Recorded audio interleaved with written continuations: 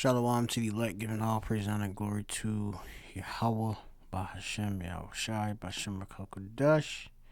Yahweh is the Almighty, the Most High. This is pure name in the Paleo Hebrew, properly pronounced in the Lashon Kodash, which means He is or He exists, He to be. Bahashem is in the name.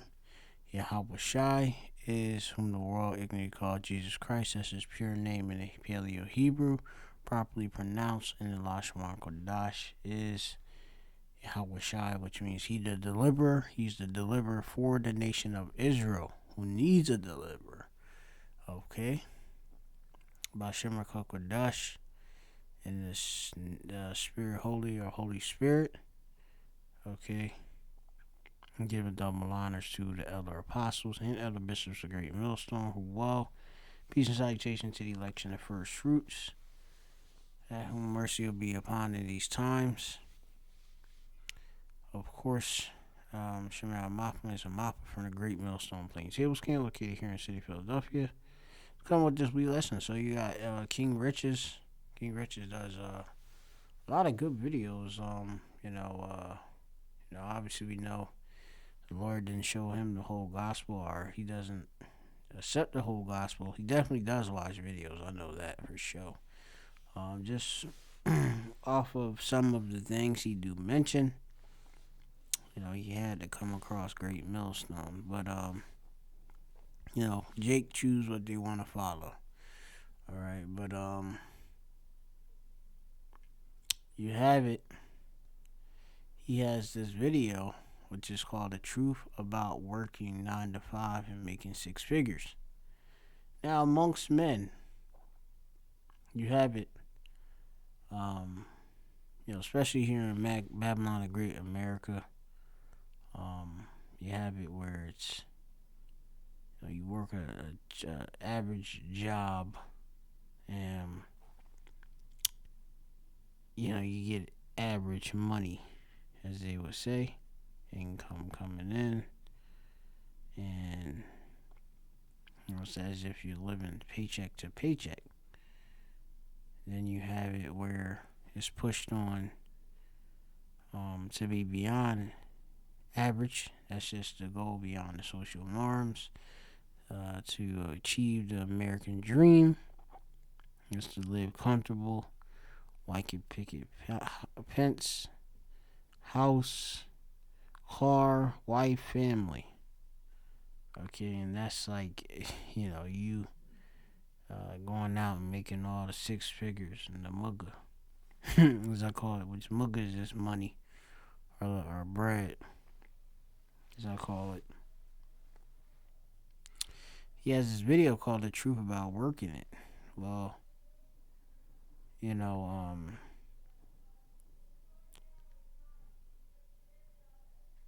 have it. Most Jake are not gonna make 6 figures. Okay, and if they do make the 6 figures, the 6 figures that come over them working years upon years upon years, or making right investments, maybe to putting two couple incomes together, multiple forms of streams of incomes. But most Jake just gonna work a job and just pay rent, get a car to go to work, do different activities, go to the grocery store, maybe go on holiday. But that's really the whole truth with that. One, because we're in captivity, and as the curses tell us that our finances would be shite. But that doesn't leave you to just go out there and say you're doomed. Some Jake have it a little bit better than other Jake, but it's not our rest, this place.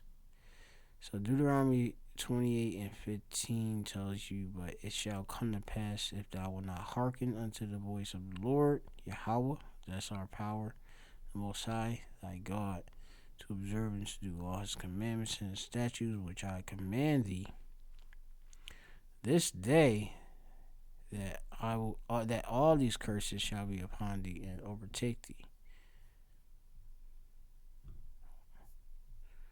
Overtake Nashag, which means they have taken a hold. Okay, they have taken a hold.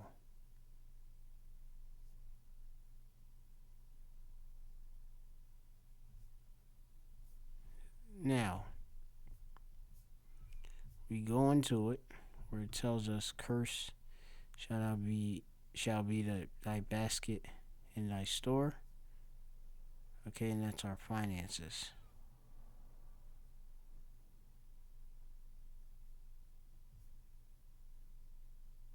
Our finances, a lot is not really well because we work these 9 to 5 jobs too. Okay, where you have bosses, they don't want you to have money like that. They just want you to come to work every day and accomplish whatever task they got within their little enterprise to make them rich. They put a cap on you. You know, this is the book of Deuteronomy 28 and 33. The fruit of thy land and all thy labors shall a nation which thou knowest not eat up, and thou shalt only be oppressed and crushed away. Okay, and these Edomites, they definitely devour, that in which, we end up rendering out from the labor we do.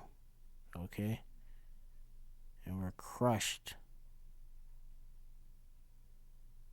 We're absolutely crushed. You work to get clothing, and then that same very clothing that you get just rip apart the shreds. I had some long johns, the top, which is to keep me warm, and it just ripped the shreds. It was just like, I don't know, just from washing in a washing machine.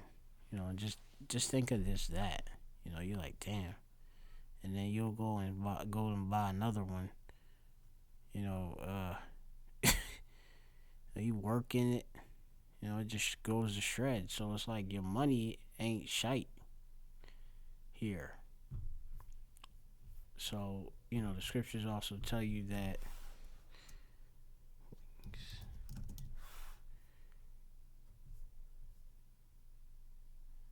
this Ecclesiastes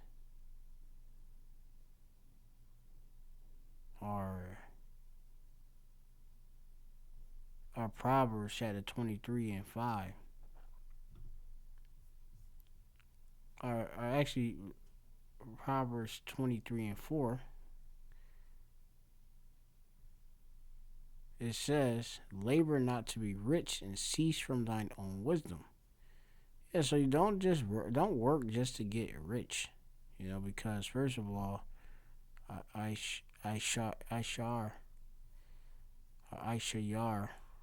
I'm the brother name. They got that name, which is being rich, wealth, I believe.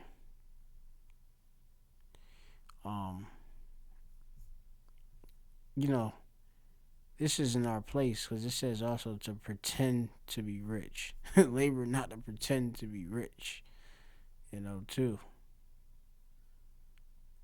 Jake did that just because they got $100,000 job that apparently they got money, and hey, Esau could just take that job away, and then now you're right back at ground zero. Okay, so also cease from not your own wisdom, what you think. The scriptures say how the heart is desperately wicked. Who could know it? Alright? So, real quick, I'm just going to play this King Rich's. I'll leave off with the last precept. And that'll be that. Watch the rest of the video on your own. What's going on, people? King Rich is back again. I've got a very important message for everybody out there because it seems that the whole world has been brainwashed into thinking that everybody needs to be making six figures, $100,000 or pounds or whatever, and it's just ridiculous. The Crazy. vast majority of people on earth are average and are making average money. The most majority of people are working 9 to 5 jobs. The majority of people are not living Instagram explore page lifestyle. It's not realistic and it's not feasible. If everybody was a millionaire, then being a millionaire would not be a millionaire anymore. It would just Yeah, you're at a point where I remember I was at a point when the money had more buying power that I felt that I could really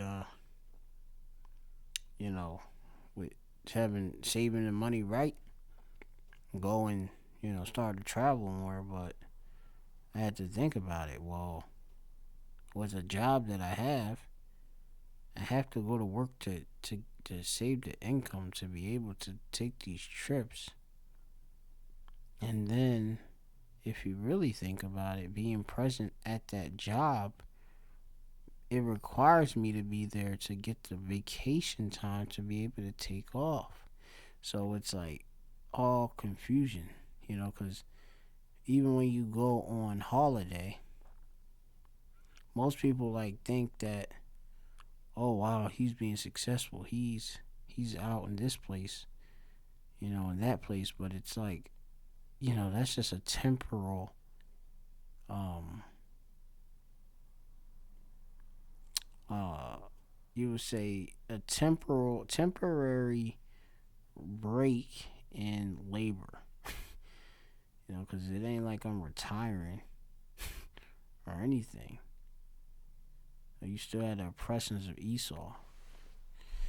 But yeah, man, a lot of things you come to conclusion, especially when you work. be average. And I think that is kind of ridiculous Man, pardon. I don't know what is this doing, but that this whole idea of being high value and you have to make six figures is just actually quite ridiculous. And I actually think it's quite dangerous that so many people are brainwashed into believing this, because it's going to influence a lot of people to take a lot of risks with their money, or just risks in general, to try and make this magical six figure mark. A lot of people are fully obsessed with materialism, and they're fully obsessed with trying to keep up with the Joneses or trying to portray a rock star lifestyle. And I think that this is gonna send a lot of people insane, or it's gonna stress people out, and it's gonna enter them, probably taking their own lives. oh yeah, I think that a lot of people need to get back down to reality, get back down to earth, and understand that, if you work a 9 to 5 job, there's nothing wrong with that.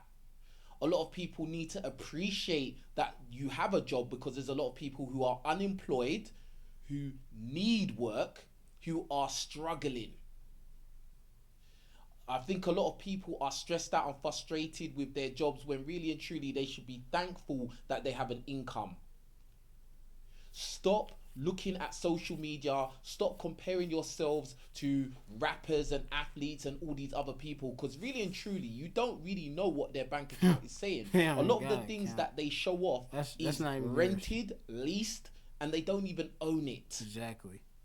I think that everybody needs to stay in their own lane and just be content with what they got.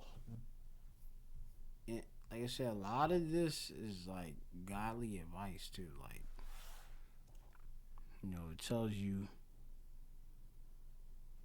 in Exodus, the 20th chapter, in verse 17, it says, "Thou shalt not covet thy neighbor's house. Thou shalt not covet thy neighbor's wife, nor his manservant, nor his maidservant, nor his ox, nor his arse, nor his anything that is thy neighbor's." In this society, push you. You looking at these different profiles, as if, hey, I gotta have that and I want his stuff. I mean, you really should just be focused on what the Lord already is just blessing you with to have. Okay? You know, that you have enough to just be able to be sustained. Okay? Let's see something really quick. Just give me one moment.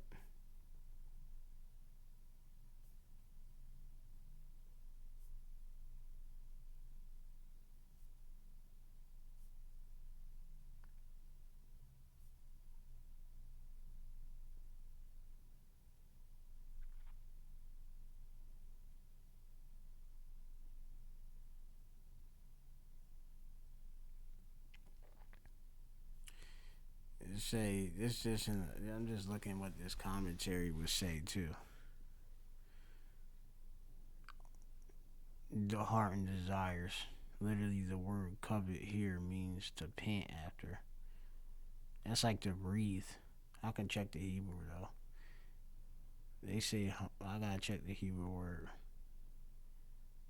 It says desire is in itself a neutral word. It's only when misdirected that which is belong to such a desire that becomes wrong. Covetousness works like this: the eyes look at the object, the mind admires it, and will go after it. Body will move in it to possess it. All right, and we understand it. You know, you could look at for things that, like I said, you shouldn't be desiring other people's stuff. Simple as that. Get your own stuff. All right.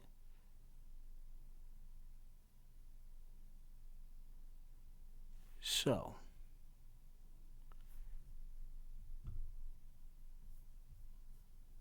I'm gonna check that word for covet. It's chamad. That's how you say it. Being greedy. All right, let me see. Does it say greedy? Desire. Delighting. All right, that's it. Desire to covet. All right.